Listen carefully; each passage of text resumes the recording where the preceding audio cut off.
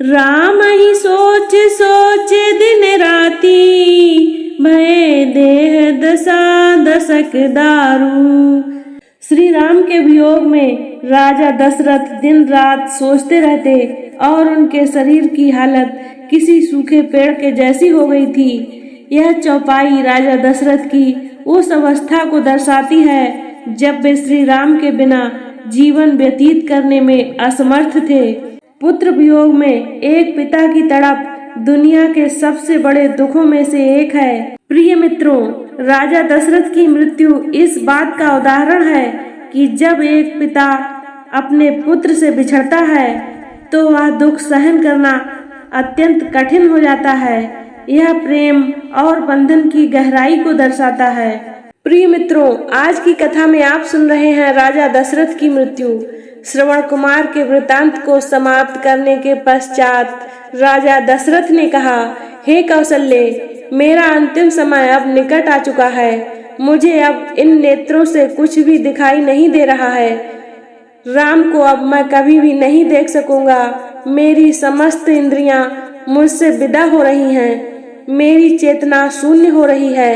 हाय राम, हाय लक्ष्मण, हाय पुत्र, हाय सीता, हाय कुलघातनी कैकेयी। कहते कहते राजा दशरथ की वाणी थम गई।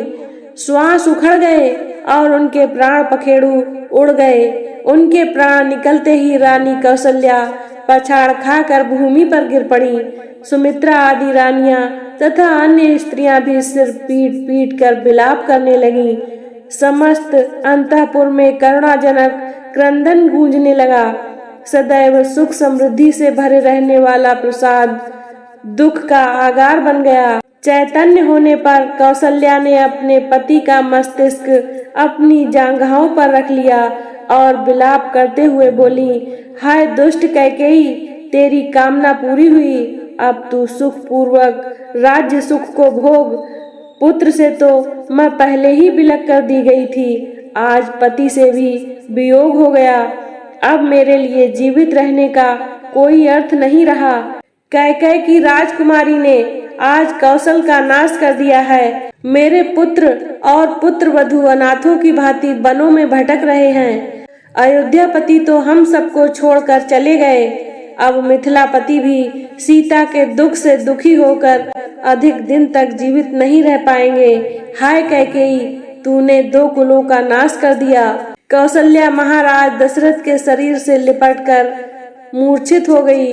प्रातः काल होने पर रोते हुए मंत्रियों ने राजा के शरीर को तेल के कुंड में रख दिया। राम के वियोग से पूर्व में ही पीड़ित अयोध्या वासियों को महाराज की मृत्यु के समाचार ने और भी दुखी बना दिया। राजा की मृत्यु का समाचार प्राप्त होते ही समस्त व्यथित मंत्री दरबारी मार्कंडेय, वामदेव, कश्यप तथा जाबाली वशिष्ठ जी के आश्रम में एकत्रित हुए। उन्होंने ऋषि वशिष्ठ से कहा, हे महर्षि, राज सिंहासन रिक्त नहीं रह सकता, अतः किसी रघुवंशी को सिंहासनाधीश कीजिए। शीघ्रातिशीघ्र अयोध्या के सिंहासन को सुरक्षित रखने का प्रबंध कीजिए, अन्यथा किसी शत्रु राजा के मन में अयोध्या पर आक्रमण करने का विचार उठ सकता है।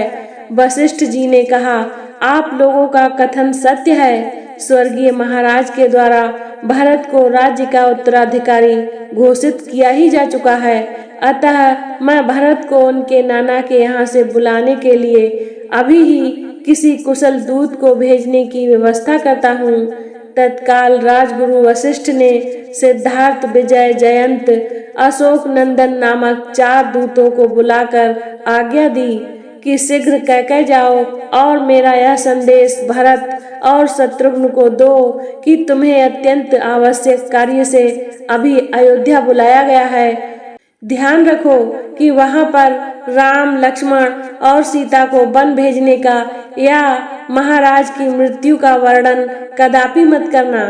कोई भी ऐसी बात उनसे मत कहना जिससे उन्हें किसी अनिष्ट की आशंका हो या उनके मन में किसी भी प्रकार के अमंगल का संदेह उत्पन्न हो। राजगुरु वशिष्ठ की आज्ञा पाते ही चारों दूतों ने वायु के समान वेग वाले अश्वों पर सवार होकर कैकेय देश के लिए प्रस्थान किया। वे मालिनी नदी पार करके हस्तिनापुर होते हुए पहले पांचाल और फिर वहां से सरदंड देश पहुँचे। वहां से वे इच्छुमती नदी को पार करके वाहिलिक देश पहुँचे।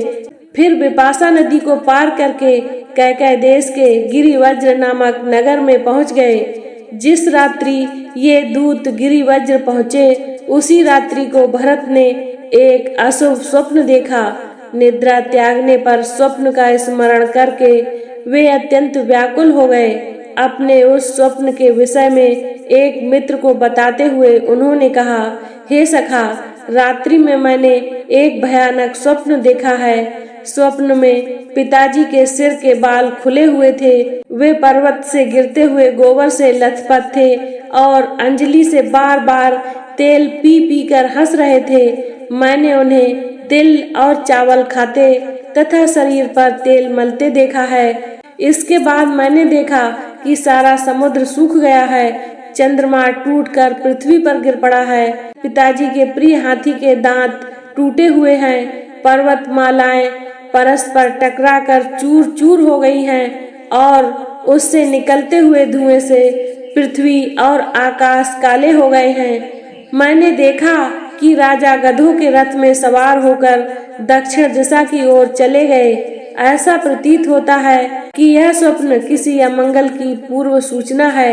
मेरा मन अत्यंत व्याकुल हो रहा है। भरत ने स्वप्न का वर्णन समाप्त किया ही था कि अयोध्या के 4 दूतों ने वहां प्रवेश कर उन्हें प्रणाम किया और गुरु वशिष्ठ का संदेश दिया।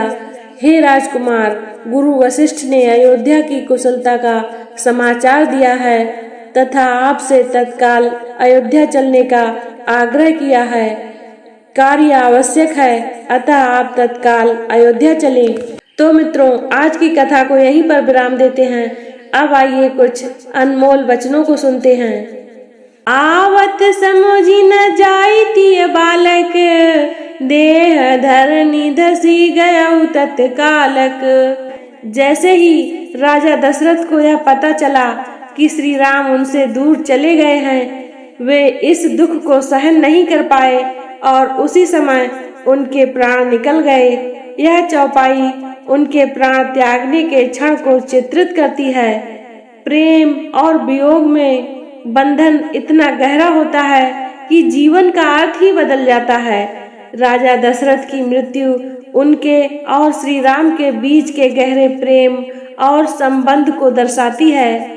प्रिय मित्रों, उनके वियोग में राजा दशरथ को प्राण त्यागना इस बात का प्रमाण है कि सच्चा प्रेम समय, स्थान और हमारे जीवन से परे होता है। रामायण में राजा दशरथ की मृत्यु एक महत्वपूर्ण और भावुक प्रसंग है। जब श्री राम को 14 वर्षों के वनवास के लिए भेजा गया तो राजा दशरथ का हृदय टूट गया। वे अपने प्रिय पुत्र के बिना जीवन की कल्पना भी नहीं कर सकते थे। श्री राम के वनवास की पीड़ा ने राजा दशरथ को इतना कठोर कर दिया कि वे दिन रात अपने पुत्र के वियोग में जलते रहे। राजा दशरथ का शोक इस कदर बढ़ गया कि अंततः वे इस दुख को सहन नहीं कर पाए और अपने प्राण त्याग दिए। उनके निधन के समय अयोध्या में गहरा शोक फैल गया। यह घटना यह दर्शाती है कि पुत्र के प्रति पिता का प्रेम कितना गहरा होता है और यह प्रेम किसी भी बलिदान के लिए तैयार हो सकता है। राजा दशरथ की मृत्यु से यह संदेश मिलता है कि सच्चा प्रेम और समर्पण किसी भी सीमा को पार कर सकता है। उनकी मृत्यु ने रामायण की कथा को और भी मार्मिक और गहराई दी है। तो दोस्तों, यह थी राजा दशरथ की करुण कथा, जो हमें यह सिखाती है कि सच्चा प्रेम किसी भी बलिदान से कम नहीं होता। अगर आपको यह वीडियो भावुक और प्रेरणादायक लगा हो तो कृपया इसे लाइक करें, शेयर करें और हमारे चैनल को सब्सक्राइब करें। ऐसी ही और भी मार्मिक कहानियों के लिए हमारे साथ जुड़े रहें। तब तक के लिए जय श्री राम।